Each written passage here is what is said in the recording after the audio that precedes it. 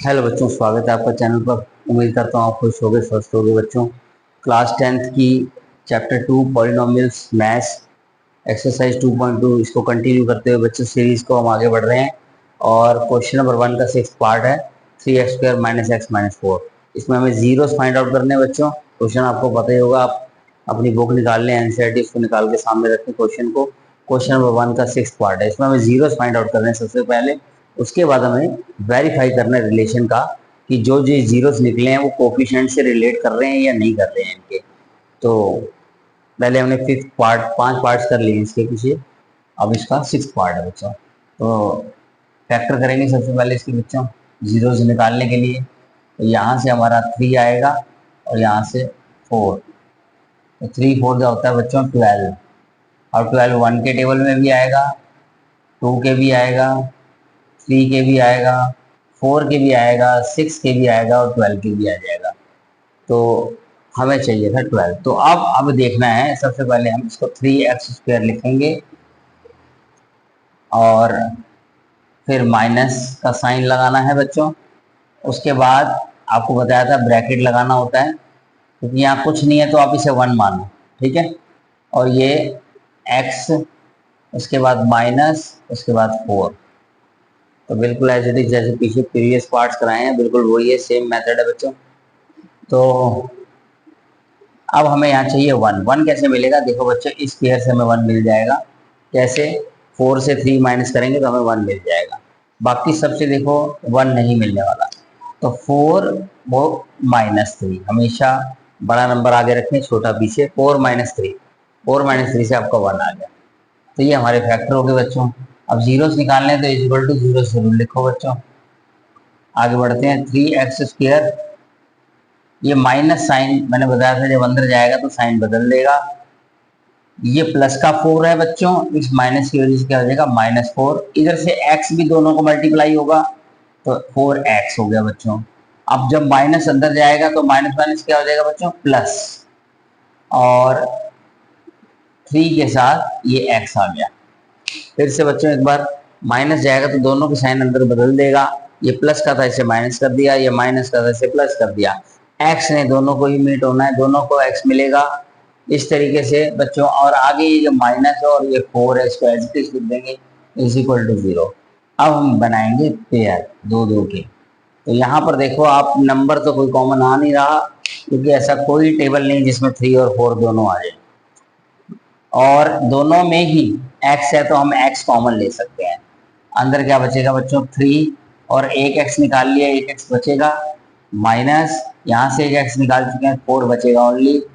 यहाँ प्लस का साइन है तो बच्चों प्लस का साइन लगाओ। उसके बाद देखो इन दोनों में से, दोनों में x तो है नहीं तो x कॉमन आएगा नहीं बच्चों। अब देखते हैं नंबर। नंबर भी ऐसा नहीं है कोई जो एक ही टेबल में हो जिसमें 3 और 4 दोनों आए। तो एक ही टेबल ऐसा होता है जिसमें ये दोनों नंबर आ सकते हैं, वो 1 का टेबल। तो 1 के टेबल में 3 कब आता है बच्चों? 3 पर ही आता है। और x का x, माइनस का साइन लगाएंगे। बाहर प्लस है तो जैसा अंदर का साइन होता है वैसे का वैसे ही रखना है, कोई चेंजेस नहीं आते। जब बाहर माइनस होता है बच्चों तो ये साइन बदलता है, ध्यान रखना इस बात को। 1 4 जा 4 इज इक्वल टू 0। तो ये दोनों पेयर सेम बन जाए, इसका मतलब हम क्वेश्चन ठीक कर रहे हैं। 3x - 4 को कॉमन ले लेंगे हम, अगेन कॉमन आएगा। अंदर क्या बचा x, और यहाँ से +1। तो इस तरीके से बच्चों हमारे 2 जीरो आए। 3x - 4 इक्वल टू 0 भी एक बार पुट करेंगे, और एक बार x + 1 इक्वल टू 0 पुट करेंगे। यहाँ से देखें तो माइनस का 4 उधर जाके +4 बन जाएगा, और प्लस का 1 उधर जाके -1 बन जाएगा। नाउ x 4, और ये अपॉन में चला गया 3, और इधर से x -1। तो 2 जीरो आए बच्चों, एक 4/3, एक -1। 3 आपको पता है अपॉन में चला जाएगा क्योंकि ये मल्टीप्लाई है।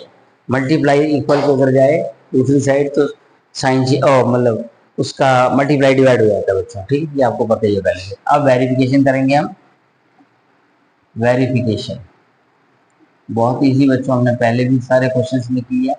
तो अल्फा हमारा पहला जीरो है या कि 4/3 है, और बीटा हमारा नेक्स्ट जीरो है जो कि -1 है। तो इस तरीके से आ गया। सबसे पहले हम सम निकालेंगे। सम को निकालने के दो तरीके, एक अल्फा प्लस बीटा दूसरा माइनस बी बाई ए। हर बार हम यही करते आ रहे हैं बच्चों, आपको पता ही होगा। और अल्फा और बीटा तो हमारे पास कन्फर्म है यहाँ पे 4/3 प्लस और ये -1। अब ये देखो ब्रैकेट लगाना पड़ेगा, आपको पता है ये क्यों। अब हम यहाँ पे देखेंगे माइनस है तो माइनस लिखेंगे। बी की वैल्यू बच्चों यहाँ पर से देखनी पड़ेगी, स्टैंडर्ड फॉर्म होती है ax² plus bx plus c is equal to 0। तो a की वैल्यू कंपेयर करो, देखो 3 आ रही है, a की वैल्यू 3 आ गई तो यहाँ 3 लिख दिया a के नीचे, मतलब a के साथ जगह पर 3 रख दिया हमने। और b की वैल्यू देखेंगे तो b की वैल्यू कंपेयर करो, -1 आ रही है बच्चों। माइनस साइन को जरूर ध्यान देना है बच्चे, जल्दबाजी में ध्यान नहीं देते, गलत हो जाता है फिर। b इक्वल टू -1 बच्चों देखो, तो b की जगह हमने -1। अब ये दो साइन इकट्ठे आ गए, ब्रैकेट लगा दो बच्चों। तो अब यहाँ 4/3 रहेगा, प्लस माइनस माइनस हो जाता है और 1 का 1, प्लस माइनस माइनस और 1 का 1। यहाँ पे माइनस माइनस प्लस हो गया 1 और अपॉन 3। अब देखो बच्चों इसका एलसीएम लेंगे तो जिसके नीचे कुछ नहीं उसके नीचे आप 1 लगा लो, तो 3 1 जा 3, एलसीएम हो गया 1 4 जा 4, माइनस माइनस लगाया, इसके बाद 3 1 जा 3 और हमने देखा 4 - 3 1 और ये भी 1/3 आया। बच्चों देखो दोनों सेम आए हैं तो यानी ये प्रूव हो गया। एक बार प्रोडक्ट से भी कर लेते हैं। प्रोडक्ट होता है अल्फा इंटू बीटा या फिर c/a। अब अल्फा कितना है, अल्फा है 4/3, ठीक है, इंटू -1। अब यहाँ ब्रैकेट लगा लेते हैं बच्चों। c की वैल्यू देखो आप, यहाँ पर c की वैल्यू 4 है, वो भी माइनस की, c -4 है बच्चों, -4।